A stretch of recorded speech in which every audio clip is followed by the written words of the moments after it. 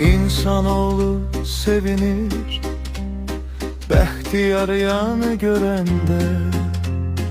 Dağlar göğe ucalır Qarlı libas giyəndə. Lalə zara bürünür Çəmən güneş görəndə. Torpaq isə dirilir İgidləri görəndə. Səma aydın görünür Ay üzünü görəndə.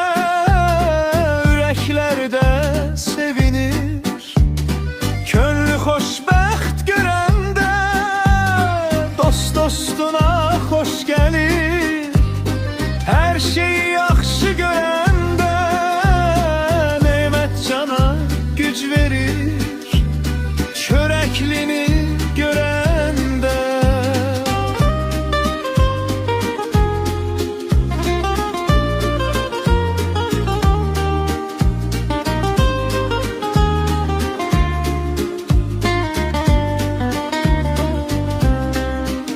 Qaş kipriyə naz satır Gözdə sevinç görəndə.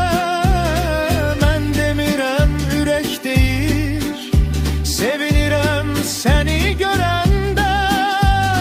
Mən bilmirəm o bilir Məni xoşbəxt görəndə.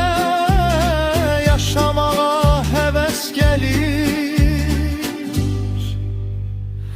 Hamını xoşbəxt görəndə.